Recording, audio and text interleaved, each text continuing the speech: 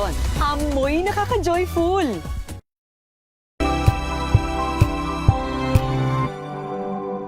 Maagang balitaan, maaglita, hahataw na. Rapido, hataw, balita. Rapido,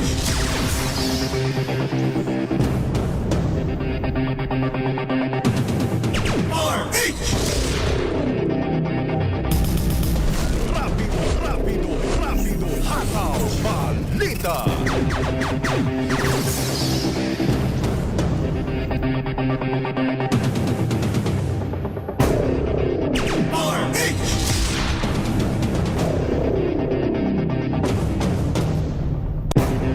Magandang hapon ho, Luzon, Visayas, Mindanao. Sa ating pong Rapido Hataw Balita Martes, June 16, 2026. Sa ating pong headlines, post ni dating Congressman Mike Defensor kaugnay na manoy hearing ng Blue Ribbon Committee. Isang uri daw ho ng panluloko ay po kay Acting Senate President Gatchalian. Impeachment calendar tuloy sa kabila ng sigalot sa Senate leadership. Department of Health Secretary Ted Herbosa, tatlong iba pa ay nareklamo ng kasong malversation, graft sa ombudsman. Diplomasya prioridad sa problema sa Baho de Masinloc ayon sa AFP. Bilang ho ng mga namatay sa lindol sa Mindanao, abay umabot na raw po sa 68. 770 milyong pisong halaga ng smuggled na sigarilyo nasabat sa Lanao del Sur. Bangkay po ng isang Amerikano natagpuan sa loob ng inupahan nitong silid sa Baler, Aurora. Isa ang patay, 5 sugatan sa salpukan ng bus at truck sa Baguio City. Rapido, hataw, balita. Ano po mga lingkod, mga kaibigan sa pagbabalita, sina Ray Sibayan At Romel Fertes. para sa DZRH una sa Pilipinas. Una sa Pilipino. Sa ating mga balita, tuloy pa rin ang impeachment trial calendar kahit pa may sigalot sa Senate leadership. Ito po ang giniit ni Senate Secretary Attorney Renato Bantog Jr. at sinabing hindi naman nagbago ang pagsisimula ng trial sa July 6 na naunang napagkasunduan ng mga senador na magsisilbi ring mga judge. Kontra kanyang lahat ng paghanda at sumusunod naman ang panig ng prosekusyon mula sa Kamara at maging sa depensa sa panig naman ni VP Sara. Ayon po kay Garafil, ayon po kay Bandog, 29 na kopya ng pre-trial briefs ang kanilang ang ito na po ay naiharap sa mga senador. Sa pre-trial brief, nakalista kung ano-ano mga ebidensya at kung sino-sino mga testigo ang iaharap sa gagawing pagdinig. Nagsumita na ng House Prosecution Panel ang 57 pahinang pre-trial brief kasama ang documentary evidence na ipipresenta sa June 18 pre-trial conference sa Senate Impeachment Court. Personal na isinumite sa Senado ni House Secretary General Cheloy Garafil ang pleadings sa ngalan ng 11 kataong House Prosecution Panel.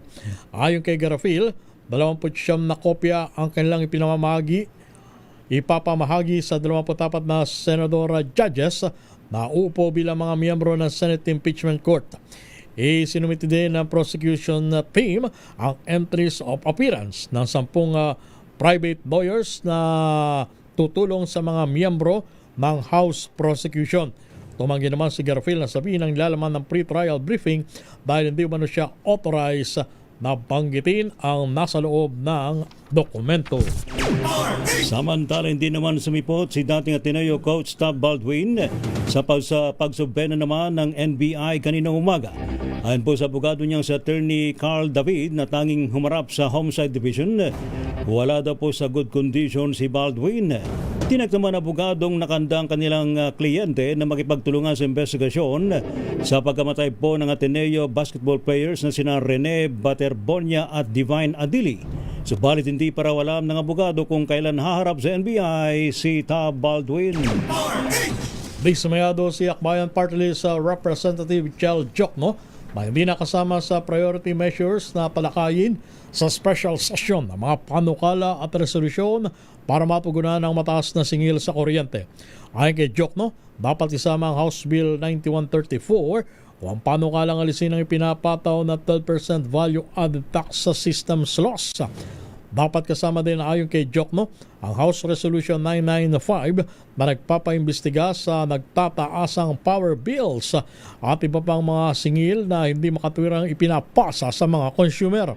Samantala, suportado ni na House Speaker Faustino D. III at House Majority Leader Sandro Marcos ang ipinatawag na special session ni Pangulong Marcos.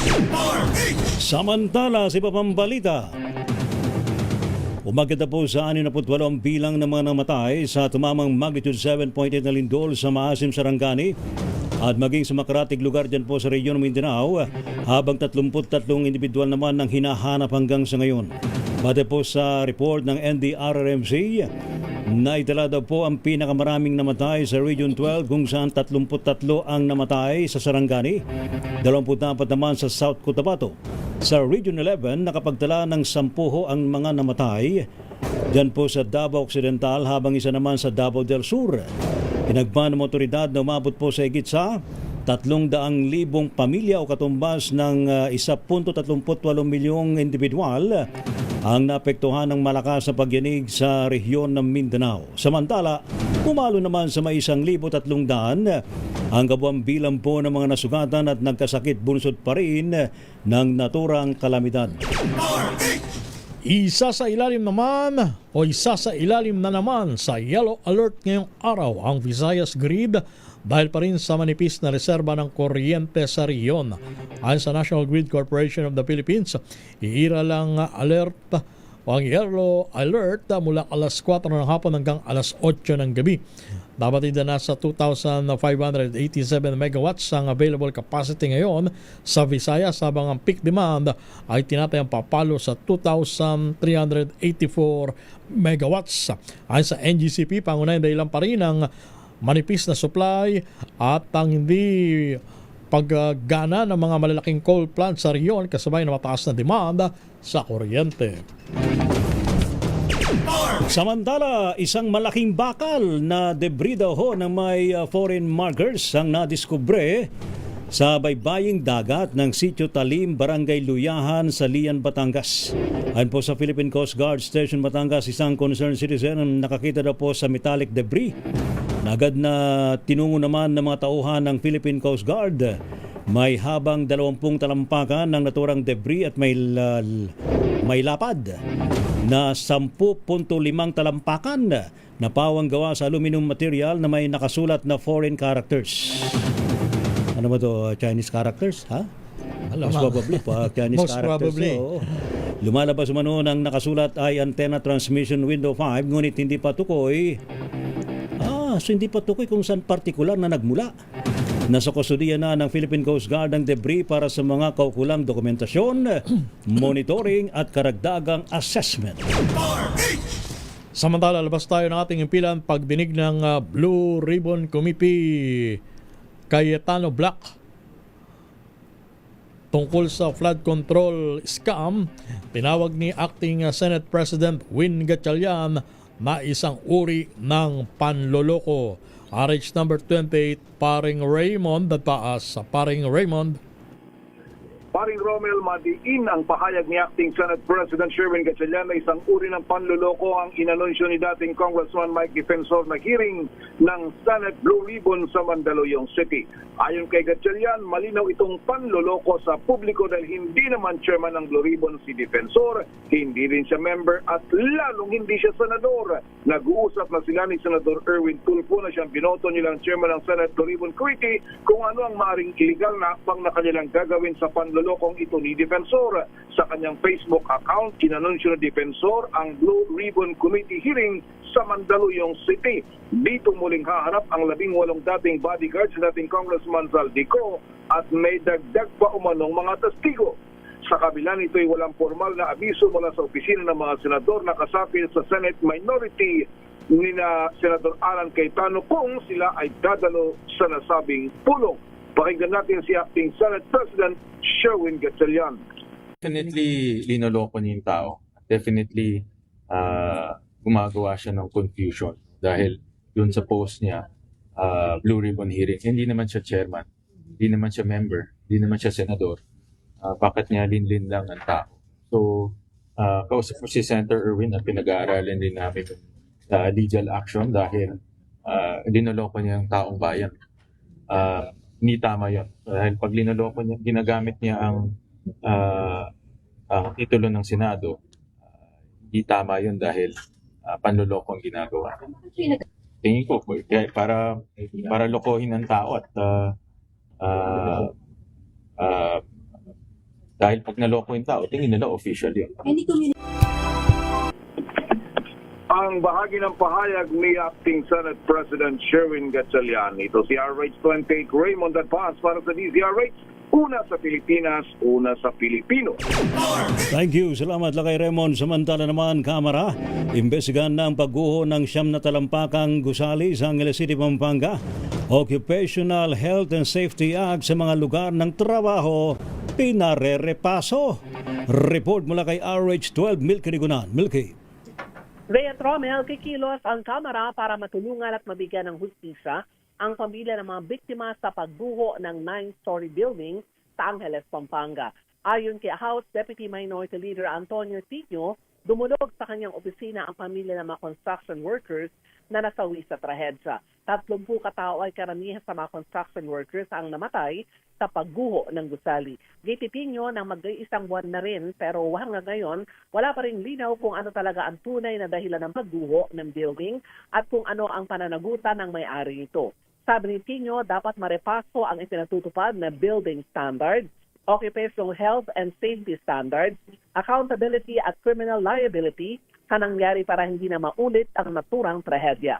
Narito si House Deputy Minority Leader Antonio Tino. Issue pa rin yung pagpapanagot at hustisya para sa mga biktima. Tandaan natin, 30 manggagawa ang namatay rito. Hindi pwedeng lumipas lamang at pakalimutan na ang nangyari. Kailangan may pagpapanagot, kailangan may pag-review sa responsibilidad ng mga ahensya ng gobyerno, yung with regard to building standards, with regard to occupational health and safety standards, at yung accountability and criminal liability sa nangyari para magkaroon talaga ng hustisya at hindi maulit ang ganito. Pinailalim ni Labor Acting Secretary Francis Tolentino sa isang buwang suspensyon si Region 3 Director Geraldine Panlilio. Ako si Milky Rigunan, nagulat para sa DZRH, una sa Pilipinas, una sa Pilipino. Pangulong Marcos at Presidente ng Germany, kapwa umaasang matutulukan na ang gera sa gitnang silangan. Ibalita mo yan, RH number 14, Let Narciso. Marinlet. Romel Ray, para kina Pangulong Ferdinand Marcos Jr. at German President Frank-Walter Steinmeier, ang bawat hakbang tungo sa pagtatapos ng giyera ay tamang hakbang. Reaksyon ito ng dalawang leader ng matanong sa ceasefire agreement ng Estados Unidos at Iran. Sa joint press conference dito sa Malacanang, sinabi ni Steinmeier na umaasa silang hindi natatapos sa dokumento lang ang hakbang na ito, kundi sa aktual na kasunduan o sa tuluyang pagtatapos ng labanan at lubusang pagbubukas ng Strait of Hormuz. Binigyan diin ng German leader ang pangangailangan na agarang mabuksan ng Strait of Hormuz dahil hindi lang anya ito tungkol sa usapin ng ekonomiya, kundi sa buhay ng daang libong mga tao na apektado ng mataas na presyo ng mga bilihin. Sinang-ayunan ito ni Pangulong Marcos, lalo't ramdam niya hindi lang ng Pilipinas at Germany ang epekto ng krisis sa Middle East, kundi ng buong mundo. Pakinggan natin si Pangulong Marcos. The effects on Germany and the Philippines are reflected in every country around the world. And this kind of instability makes life difficult for our own people, and therefore we await with bated breath the actual finalization of that agreement. It is some of the best news that we could hope for, if indeed it comes to fruition. That is what we are looking forward to. But Si Pangulong Bongbong Marcos. Ito si Letter C sa para sa DZRH. Una sa Pilipinas, una sa Pilipino. Thank you, Let. Samantala naman, key outcome documents. Sinasaan daw po mapagtitibay kasabayan ng ASEAN-Russia Commemorative Summit. Marcos-Putin bilateral meeting iikot daw po sa 50th anniversary ng diplomatic relations ng Pilipinas at ng Russia. Ating lamin sa report ni RH4, Comrade Karen Oyong. Comrade Karen. Yes, Comrade Ray at Comrade Romel. Inaasang mapagtitibay nga ang ilang mga key outcome documents na siyang magiging gabay ng ASEAN-Russia cooperation para sa darating pang mga taon. Itong pahayag ng Department of Foreign Affairs o DFA. Sa isang press briefing, sinabi ni DFA Assistant Secretary Dominic Xavier Imperial, ang ASEAN spokesperson, ang nakatakdang ASEAN-Russia Commemorative Summit kasabay ng okasyon ng 35th anniversary of relations ay gaganapin sa June 17 at 18, 2026 sa Kazan, Russian Federation. Ayon kay Imperial, mahalaga ang naturang summit dahil ito ang kauna-unahang pagbisita ni Pangulong Ferdinand Marcos Jr. bilang Pangulo ng Pilipinas sa Russian Federation. Makaraan ng 50 taon ng diplomatic relations sa pagitan ng Pilipinas at Russia.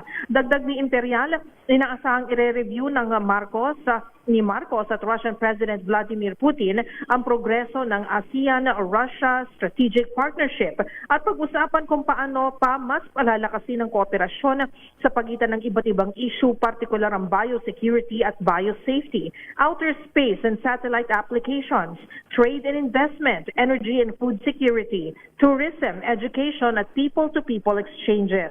Ang mga key outcome documents naman na inaasang mapagtitibay ay ang Kazan Declaration 2026 kung saan nakasaad ang shared vision ng ASEAN at Russia kasabay ng ika-35th na taon ng partnership sa pagitan naman ng Russia at ng ASEAN.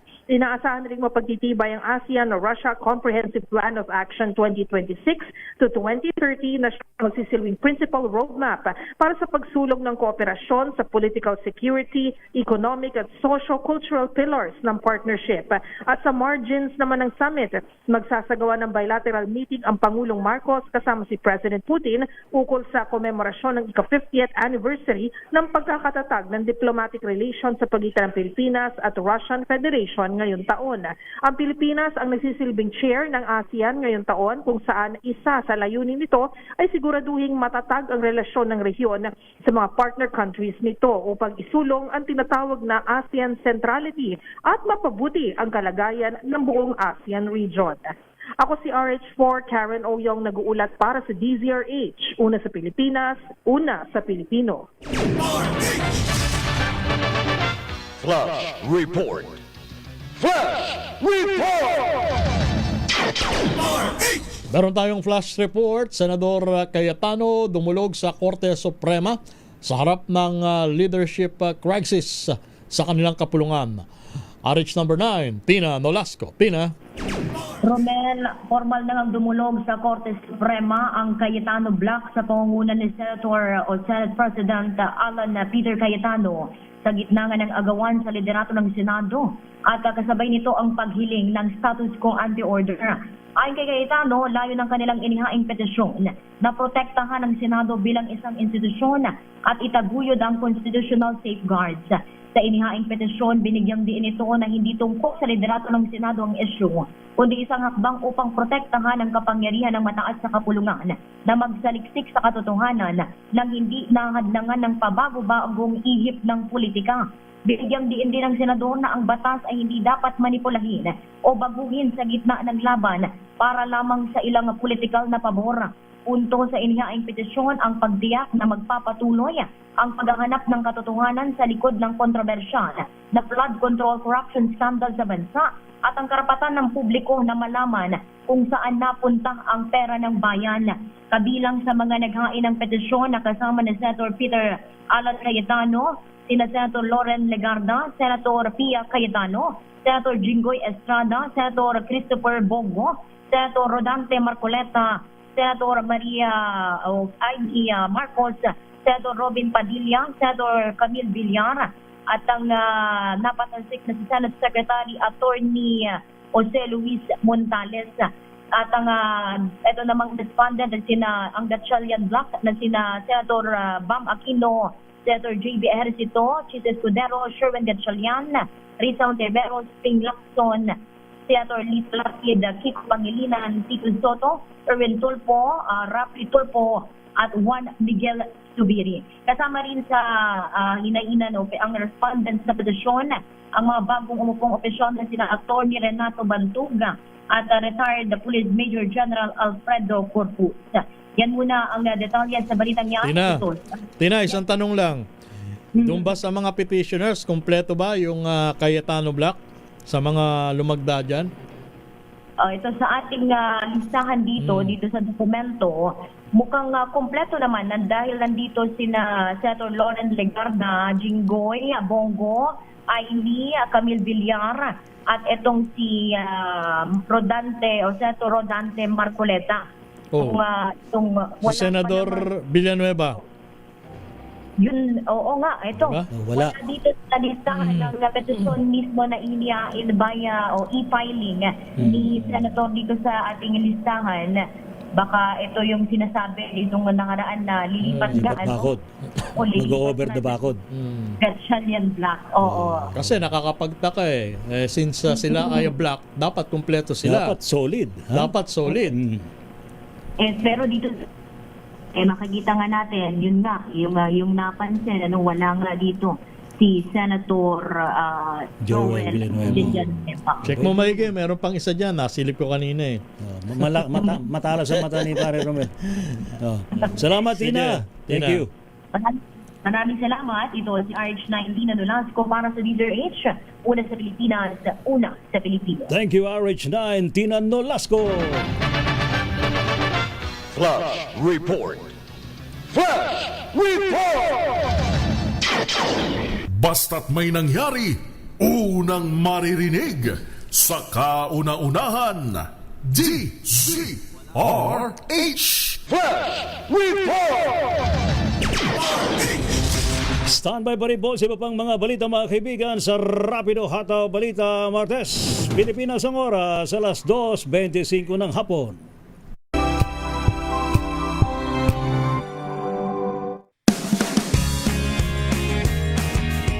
Let us unbox MX3 capsule. Each box has 60 vegetable capsules that tested and proven to help reduce pain discomfort. 2 capsules daily with healthy diet and exercise. MX3. Tunay, natural, at original. Mahalagang paalala, ang MX3 capsule ay hindi gamot at hindi dapat gamiting panggamot sa anumang uri ng sakit.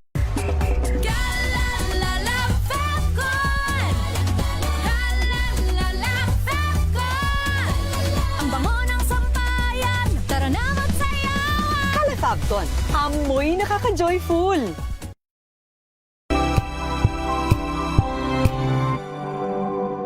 Hello, Washi! Laundry day na naman! Yay! Anong meron? Mancha ng chocolate, putik, may libag pa.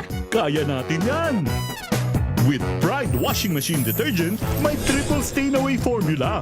Tanggal ang makapit, madikit, at malupit na dumit mancha. Kaya easy-easy ang labada. Mula noon hanggang ngayon. All you need is pride. All you need is pride. ACS. Jiggy Manikad po. Bilang isang broadcaster, mahalaga sa akin ang tamang impormasyon. Sa lahat ng bagay, kahit sa kape, mapanuri ako. Kaya dito ako susubukan ng MX3 Coffee. Ito'y low acid, cholesterol free, at may vitamin C plus calcium. Sigurado ako sa MX3 Coffee. Dito ako bilib.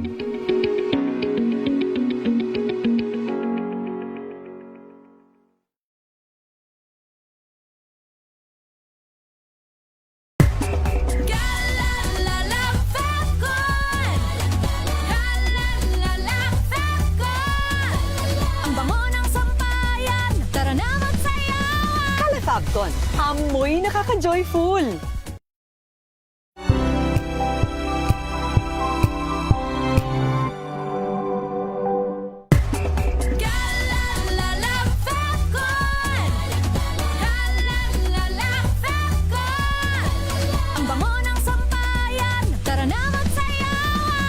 Falcon, amoy nakaka-joyful.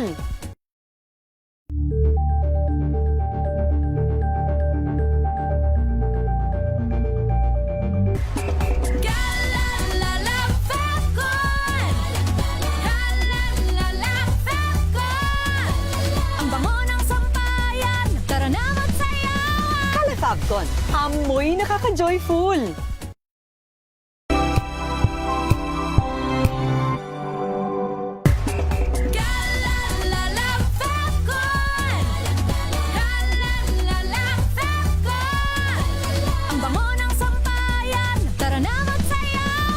Falcon, amoy nakaka-joyful.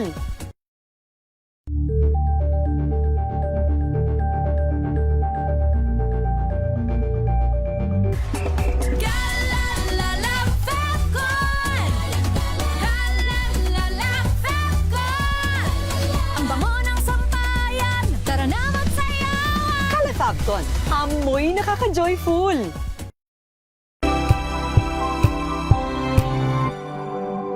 Ang usapan sa mga issue at balita kasama si Kuya Angelo Palmones sa Magandang Umaga Pilipinas mula Lunes hanggang Biyernes.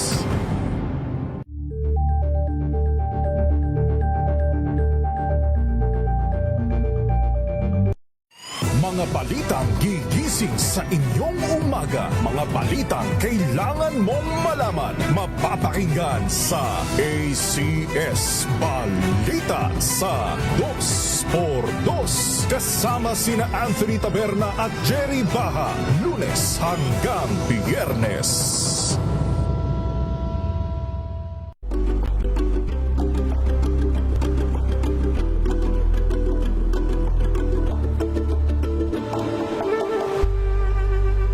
Alamin ang mga maiinit na isyung pambayan, mga balitang kailangan mong malaman, usapin sa pamahalaan, politika, ekonomiya at kabuhayan. Ito ang mga dapat mong malaman, pakialaman at pag-uusapan dahil kayo ang tinig ng mamamayan dito sa Damdaming Bayan.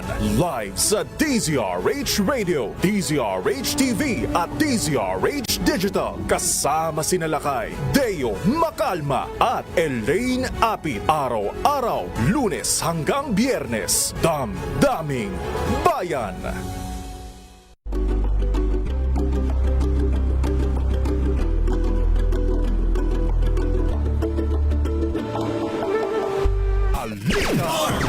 Ang niyo pa rin po mga lingkod, sina Ray Sibayan at Romel Fuertes para sa DZRH, una sa Pilipinas, una sa Pilipino. Balik po tayo mga kaibigan sa ating mga balita. Health Secretary Herbosa, tatlong opisyal ng DOH inireklamo sa ombudsman na naman sa 145.9 million pesos na WHO deal. Report mula kay RH5 Val Gonzalez. Val. Ay muling nakaharap sa patong-patong na kasong kriminal at administratibo si Health Secretary Teodoro Herbosa sa Ombudsman. Kaugnay ng umano'y iligal na paglilipat ng mahigit 145.9 milyong pisong pondo ng ahensya patungo sa World Health Organization o WHO. Bukod kay Herbosa, kasama sa inihain na kasong malversation at graft sina ASEC o Assistant Secretary Gloria Balboa, OIC Assistant Secretary Albert Francis Domingo, Director Ana Marie Celina Garfin at Director Maria Cristina May Marasigan. Ayon sa complainant na grupong concerned DOH personnel, si Secretary Herbosa ang umano'y direktang naglabas ng memorandum na nag-aatas na ilipat ang 145.9 milyong pisong pondo bilang voluntary contribution sa WHO para sa PhilPac o Philippine Health noong Oktubre ng taong 2025. Kinuha umano ang nabanggit na pondo sa budget ng ahensya, kabilang na ang 58 milyong piso mula sa Disease Prevention and Control Bureau at 31.5 milyong piso mula naman sa Health Promotion Bureau. Sabi ng mga complainant na empleyado ng DOH, diniklara ito na savings kahit nagpapatuloy pang mga programa. Gate ng grupo, walang malinaw na otorisasyon sa GAA para pondohan ng PhilPac. Nakasaad sa reklamo na mga subordinate officials ang naghanda ng financial plan, fund certifications at banking document. Sabi ng mga complainant, isinulong ni Herbosa ang $10 milyong na 4-year WHO commitment para mapatatag ang kanyang posisyon bilang Pangulo ng 78 WHA. Kinuha rin umano ang 45.46 milyong piso mula sa fiscal year 2024 continuing appropriations. Dahil dito hinihiling ng grupo sa Ombudsman na patawan ng agarang preventive suspension ng mga respondent. Ang concerned DOH employees ay petitioner ng 12 ng mga kaso at petisyon na inihain sa Ombudsman laban kay Secretary Herbosa at iba pang opisyal ng DOH. Kasama ng mga reklamong ipinarating mismo sa opisina ni Pangulong Ferdinand Bongbong Marcos Jr. Ako si Val Gonzales, DZRH, una sa Pilipinas, una sa Pilipino. Diplomasya prioridad sa problema sa Baho de Masinloc ayon sa AFP. RH number 52, Edniel Parosa sa detalye. Edniel. Romel, iginit ng Senatahang Lakas na prioridad pa rin ng bansa ang diplomasya sa pagresolba ng problema sa Baho de Masinloc sa West Philippine Sea. Sagot ito ni AFP Public Affairs Chief Colonel Sergio Trinidad sa tanong kung ano ang gagawin ng militar sa nararatiling Chinese structure sa Panatag Shoal. Sa pulong balitaan dito sa Campo Aguinaldo, sinabi ni Trinidad na hindi hahayaan ng AFP na maulit ang nangyari sa mischief trip kung saan nakapagtayo na artificial military base ang Beijing. Pero sa ngayon ay patuloy daw muna sa monitoring ng Philippine Navy at Air Force habang nasa National Maritime Council naman ang bola kung ano ang dapat gawin sa nabanggit na issue. Pakinggan natin si Colonel Trinidad. Efforts of diplomatic efforts are being prioritized, and we would like to have them coordinated as a whole by the National Task Force for the West Philippine Sea. Ayaw mang magbigay ng haka-haka, binanggit ng opisyal na maaring may implikasyon sa environment, economic o military aspects itong 6x6 structure na mistulang isang research vessel. Sa iwalay na panayam ng DZRH News, iminungkahi ng maritime law expert na si Attorney J. Batong Bakal ang paggamit na ng self-defense sa teritoryong nasa loob ng Philippines Exclusive Economic Zone. Ako si Edniel Parosa, DZRH, una sa Pilipinas, una sa Pilipino. Thank you, salamat Edniel. NBI target daw po matapos ngayong linggo ang investigasyon sa pagkamatay po ni Ateneo basketball players Baterbonia at Adili. Report mula kay RH15 Giselle Ricafort, Miss Giselle. Nakairi target matapos ng National Bureau of Investigation ngayong linggong ito yung kanilang investigasyon sa pagkamatay ni na Ateneo Cager Cele Baterbonia at Divine Adili noong June 8. Ayon kay NBI Director Attorney Melvin Matibag, tatapusin nila yung pagsisiyasat sa lalong madaling panahon para makapaghain na ng kanilang rekomendasyon. Nakuha na niya ng mga pahayag yung resort owners at lokal na pamahalaan sa Dipakulaw, Aurora kung saan nangyari yung trahedya noon. Samantalang sinabi ni Matibag, isasalang pa nila sa validation yung identity na nagpakilalang estranged wife ni resigned Ateneo o Ateneo coach Tab Baldwin. Oras na maberipika, magiging bahagian niya yung mga pahayag nito ng kanilang investigasyon. Pakinggan natin si NBI Director Attorney Melvin Matibag. Well, we might finish the investigation within the week. We want to finish it immediately so that we can make an immediate recommendation. Tapos na lang mag-issue ng statement yung resort owner, the local government also. We have to validate first kung siya talaga yun, what is the relationship. So, mahirap namang pagbasihan natin yung mga posting ng social media lang. We're not discounting it. We're not saying na hindi natin pakikinggan o tutukan. That will be part of the investigation. That will be part of the questions that will be answered and asked to Constable. Samantala, humarap dito sa NBI si Christopher Epo Quinto, yung nagbitiw na team manager ng Ateneo men's basketball team. Magkasunuran silang nagtungo dito ni Attorney Carl David, ang abogado naman ni Baldwin sa NBI Homicide Division.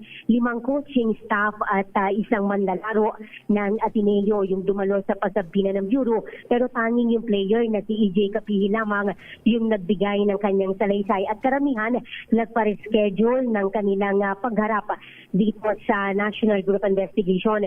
Nagbigay si Kapihe ng maikling pahayag sa media matapos ngang humarap sa homicide division. Sabi niya, bagamat maikling panahon pa lamang yung inilalagi niya sa koponan, nakatagpo raw siya ng isang pamilya doon. Ipinahayag niya yung pakikiramay sa pagkamatay ng mga kasamahan na sina Baterbonia at Adili. Dadalhin daw niya o ng buong koponan yung alaala ng dalawa habang buhay. Pakinggan natin yung maikling pahayag ni EJ Kapihe Jr. I stand with my Altamira men's basketball team. Although I've only been here a short time, through this very traumatic and nauseating experience, I've gained a family. We mourn our fallen brothers, Divine and Renee, and we'll carry them for the rest of our lives. That's all I have to say. Thank you. Thank you, sir.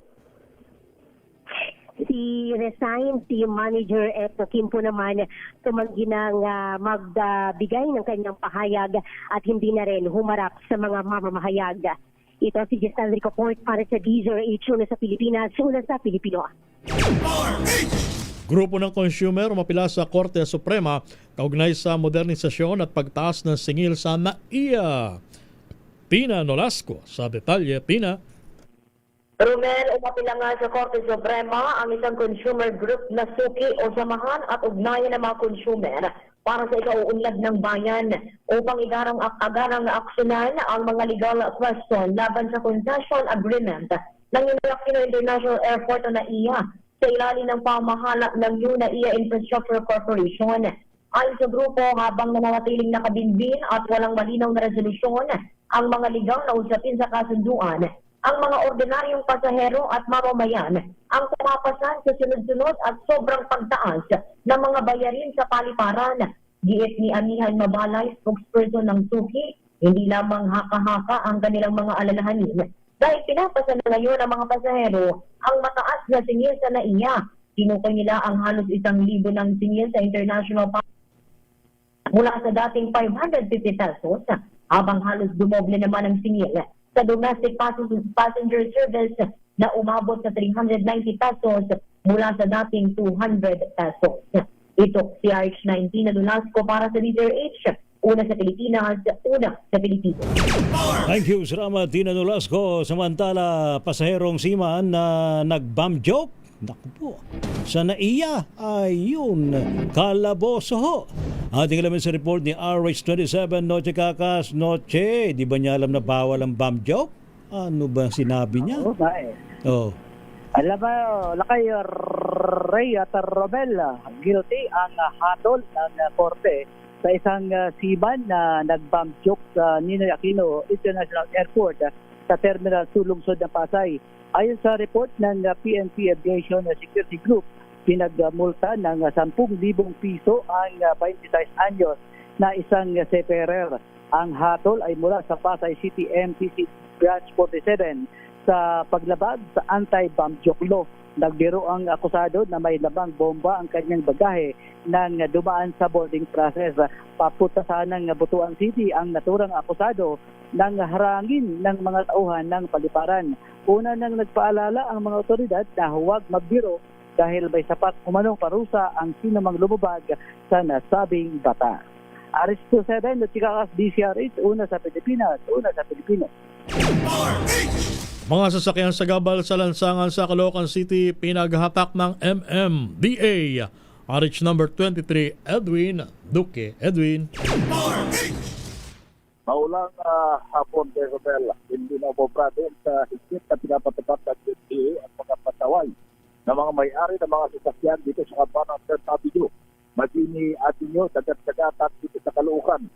Pakarang balikan at paghatakin na at mga ilang nag-illegal terminal at mga pabayang mga nakaparada sa kapan itong mga lugar.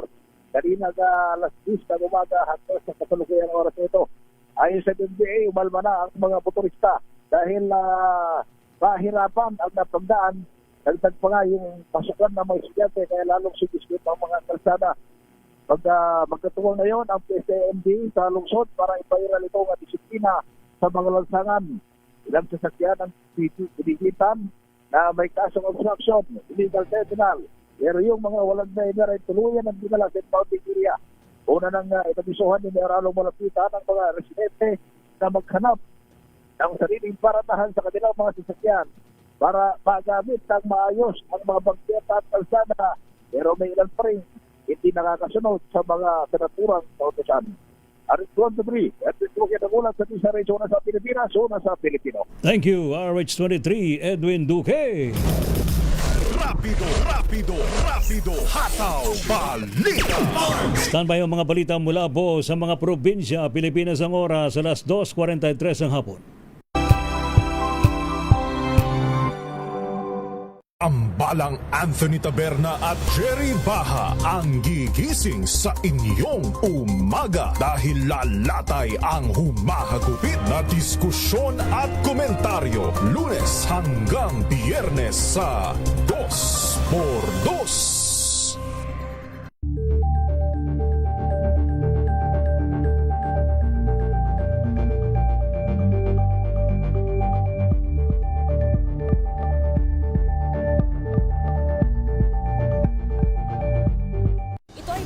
Naitalang 17 individual na ang kanilang naaresto. Ng Metro Manila Development Authority o MMDA ang No Contact Apprehension Policy o NCAP sa Metro Manila. Sa ilang mga dokumento ay peke.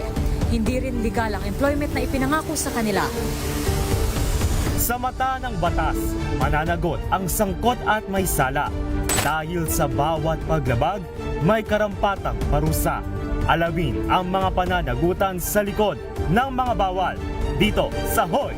Bawal yan, tuwing Sabado, alas 11:30 ng umaga. Dito lang sa DZRH TV.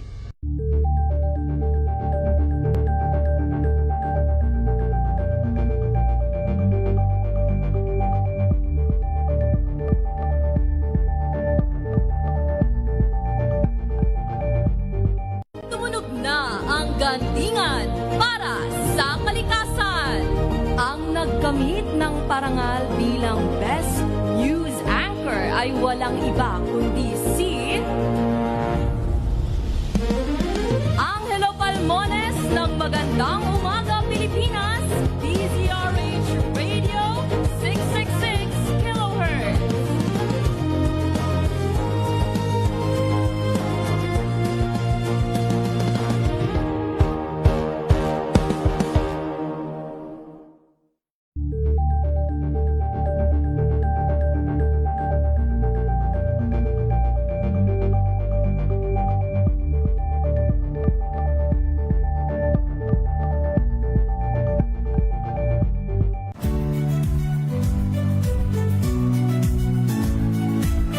Magandang araw mga kaibigan.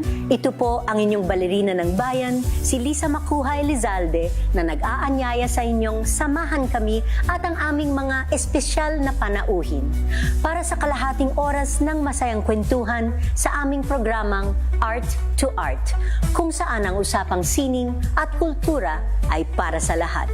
Huwag kaliligtaan, tuwing linggo, alas 3:30 ng hapon, dito lamang sa DZRH Radio, DZRH TV, at via online streaming.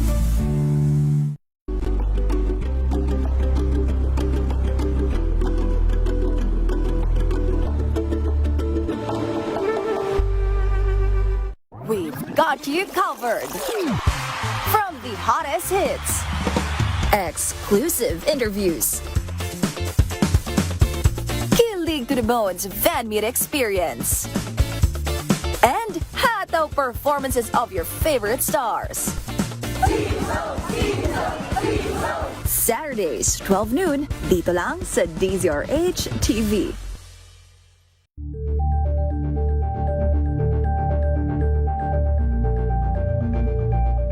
Curious ka ba sa maraming bagay?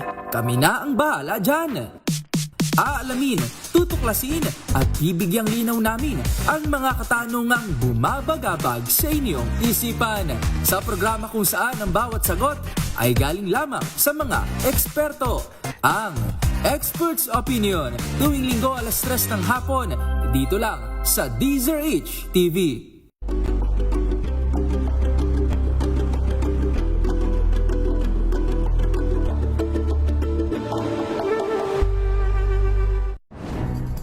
Good vibes ang hanap mo? Dito ka na sa sigurado! Mula sa mga istoryang nagbibigay ng inspirasyon hanggang sa mga kwentong may dalang solusyon. Mga balitang pampagaan ang pakiramdam at pampaganda ng araw. Hindi lang ba sa good news, kundi the better news. Mula Lunes hanggang Biyernes, 1:00 ng tanghali sa DZRH TV. Angel po si Angelo Palmona sa giiwan sa inyo na isang magandang umaga. Maraming salamat. Life goes on! Good morning, Lakay! Good morning, Sister Ann. At good morning! Magandang mainit na umaga. Angel po si Angelo Palmona sa giiwan sa inyo na isang magandang umaga. Maraming salamat. Pilipinas, una sa Pilipino. Nagsimula sa pangarap hanggang sa maabot ang tagumpay. Iba't ibang kwento, iba't ibang mukha ng atletang Pilipino. Mas pinatindi, mas pinalakas, at mas pinaaksyon sa Match Point tuwing Sabado, 12:30 ng tanghali sa DZRH TV.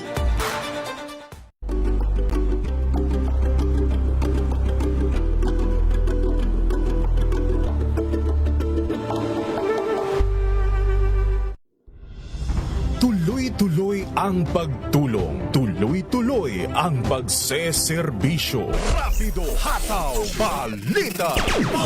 Ang nyo pa rin po mga lingkod sa pagbabalita, sina Ray Sibayan at Romel Fuertes. Para sa DZRH, una sa Pilipinas. Una sa Pilipino. Mga balita ho mula po sa mga probinsya. Ratchada Probinsya. Rapido, hataw, balita. Update mula sa Lanao del Sur, abo ay may daw po sa 700 milyong pisong halaga ng smuggled cigarettes. Nakumpiska doon. Nating alamin sa report ni RH19, June Dimakutak. June. Lakay Ray, 77.19 milyong halaga ng smuggled cigarettes ang nakumpiska ng Joint Elements ng Police Region Office sa Salamos Region ng Muslim Mindanao at pinangunahan ng Tikong Municipal Police Station sa baybaying bahagi ng barangay Liangan, Tikong, Lanao del Sur. Pagkita nakarating sa ating municipal police station ay itong tatlong ship storage sa isang bakanteng lote sa baybaying bahagi ng barangay Liangan ang ginagamit umano na drop-off point at imbakan ng mga puslit. June. Maputo lang kita. 77 million ha? Hindi 770. 77 million. Alright. Million pesos ito. So, itong nasabing tatlong makeshift storage sa isang bakanteng lote sa baybaying bahagi ng barangay Liangan, ang ginagamit na drop-off point at timbakan ng mga puslit na sigarilyo mula karatig bansa ng Indonesia at Malaysia na binibenta naman sa murang halaga sa iba't ibang bahagi ng ating bansa. Matapos na makumpirma, agarang nakipag-coordinate ng Tikong MPS sa Probar para sa gagawing raid. 1,803 master cases at 139 team o rims ng samot-saring brands ng smuggled cigarettes na nakaimbak. Kanina may mga brand na Astro, Mighty, Green Hills, Boss, Modern, Fort, Canon at Berlin na ayon sa ginawang lab test ng kinaukulan ay pawang gawa sa dahon ng gabi. Ang mga ito na may konsiderang mga fake cigarettes na nakapagdudulot umano na malubhang lung cancer at posibleng pagkatuyo ng utak sa mga humitihit-hit ng nasabing brand na ito. Naresto ang 14 katao na mga bantay lakay sa nasabing kontrabando at nakumpiska sa kanilang isang M14 rifle. Dahil sa banta ng lawless elements sa lugar, inilipat ng Joint Elements ang inventaryo at dokumentasyon sa 2nd Provincial Mobile Police Company sa Malabang, Lanao del Sur. Mula sa Central Mindanao at kasama ko ngayon dito ang Operasyon Tulong, sama si ating May Binauhan at ang kanyang team na namimigay ng tulong, pagkain sa ating mga biktima ng lindol dito sa bahagi ng Cotabato City. RH19, June Dimakutak, DZRH, una sa Pilipinas, una sa Pilipino. Bangkay ng isang American national natagpuan sa loob ng inupahan nitong kwarto sa Baler, Aurora. RH number 25, Ray Sansano. Romel Ray, patuloy ang masusing investigasyon dito nga sa isang American national matapos na matagpo ang wala ng buhay sa kanyang tinutuluyang lodge dito sa Barangay Sabang, Baler, Aurora. Nangyari ito lang nakalipas na araw at Sa ulat ng Baler Police Station sa pamuno ng Chief of Police na si Major Donafeg Galban kay Provincial Director at Regional Director ng PNP sa Central Luzon na si Brigadier General Jess Mendez, nagtungo sa himpilan ng pulisya ang may-ari ng Jamjen Lodge at kanyang iniulat ang pagkakadiskubre sa bangkay ng biktima. At agad namang nagtungo ang mga otoridad at dito nga tumambad sa kanila ang nakahandusay ng katawan ng biktima. At kinilala ang biktimang si David Blair Fernandez, U.S. citizen, 63 years old. Base sa ID nito ay pansamantalang naninirahan sa E-Tower 3 sa Damayan Garden, Mandaluyong City. Sa initial investigation, hindi kinakitaan ng anumang struggle o gulo sa loob ng kwarto ng lodging house at na tinutuluyan nga ng biktima kasama ang kanya umanong live-in partner na hindi pa rin pinangalanan. Hanggang sa mga oras na ito, nagpapatuloy ang investigasyon habang sumailalim na sa otopsiya ang naturang bangkay. Yan ang ating update. Ito si RH25, Grace Vera Sansano. Una sa Pilipinas, una sa Pilipinas. Thank you, Grace. Samantala, isa patay, 5 sugatan sa banggaan daw po ng bus at 6-wheeler truck sa Baguio City. At ilamin sa report ni RH41, Lakay Romy Gonzales. Lakay Romy! Bagong arrival sa pagamutan ng konduktor ng Genesis bus na nasangkot sa road crash sa kilometer 6 Marcos Highway, Baguio City kaninang alas 2 na madaling araw. Ayon sa mga otoridad, sinalpok ng Genesis bus na paakyat sa Baguio ang likod ng isang 6-wheeler truck na may kargang abono at nakaparada sa gilid ng kalsada. Ang naturang truck ay nagkataong inaayos dahil pumalya ang kanyang injection pump. Dahil sa lakas ng impact, nagtamo ang dalawang sakyan ng pinsala at naipit naman ang konduktor sa loob ng bus at nangisugod sa pagamutan ay hindi na umabot ng buhay.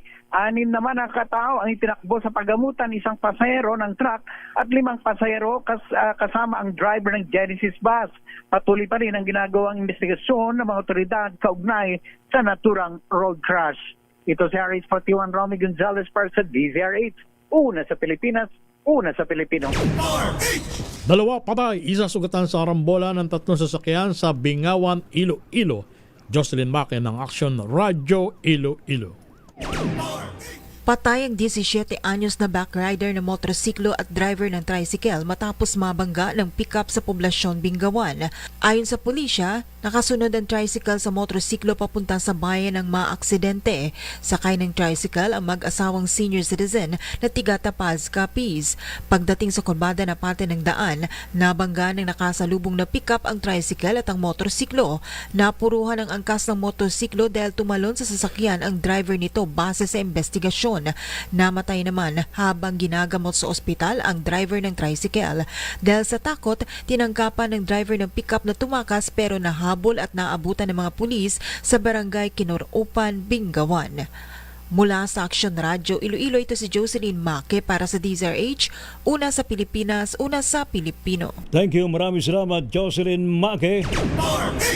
Samantala naman sa ating pa rin pong balita, yun daw pong lumabas na balitang yung viral post na 45 minutes na lamang daw po ang travel time patungong Katbalogan mula Tacloban. Abay, fake news.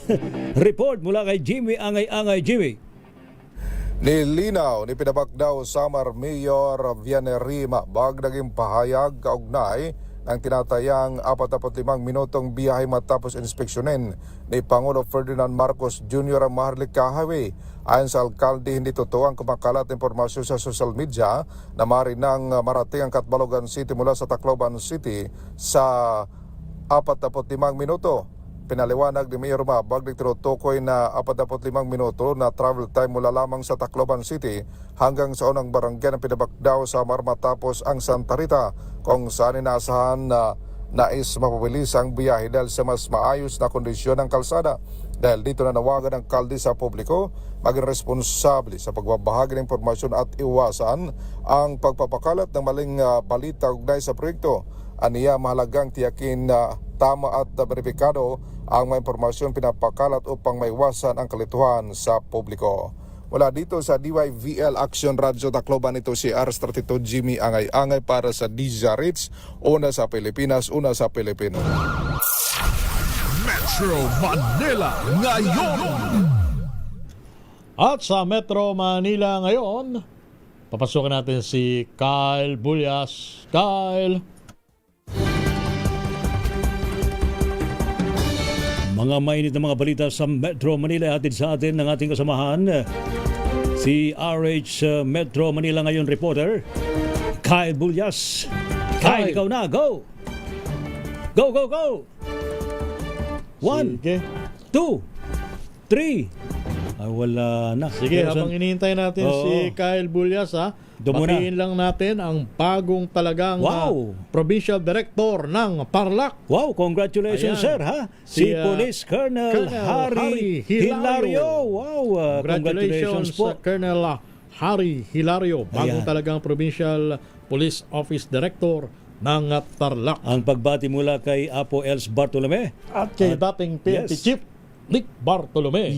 Muli ating pagbati kay bagong Tarlac Provincial Police Office Director, si Police Colonel Harry Hilario, sir. Congrats po sa inyo. At ngayon, Kyle Bulyas, ikaw na! Lakay Romel nagsagawa ng declogging operation ng mga tauhan ng MMDA Flood Control Team sa Daang Hari Road sa Las Piñas City at National Road sa Muntinlupa. Mano-manong nilinis ang mga drainage inlets gamit ng scrapers at dump truck para maalis ang mga nakabarang dumi. Ayon sa MMDA, abot sa 1,700 litro ng mga basura at kolekta sa operasyon. Kaugnay ito, nagpaalala ang ahensya sa publiko na maging disiplinado at iwasan ang pagtatapon ng basura kung saan-saan upang maiwasan ang mga pagbaha tuwing tag-ulan. Iba pang balita, nakaranas naman ng power interruption ng ilang bahagi ng Remedios Street sa service road ng Rojas Boulevard dito sa Malate, Manila. Dahil ito sa isinasagawang maintenance activity ng Meralco kaninang alas 10 ng umaga. Ayon sa abiso, tatagal ang power interruption hanggang ngayong alas 3 ng hapon. Yan ang latest sa Metro Manila ngayon. Ito si Kyle Bulyas ng DZRH. Una sa Pilipinas, una sa Pilipino. Thank you, Kyle Bulyas sa iyong Metro Manila ngayon! Rapido, hataw, balita. Salamat po sa matumutok po sa ating balitaan sa Rapido Hataw Balita ngayong pong Martes, June 16, 2026. Thank you, Kyle. Thank you, Don. Thank you, Wina. Thank you, Josa. Maging si Jackie.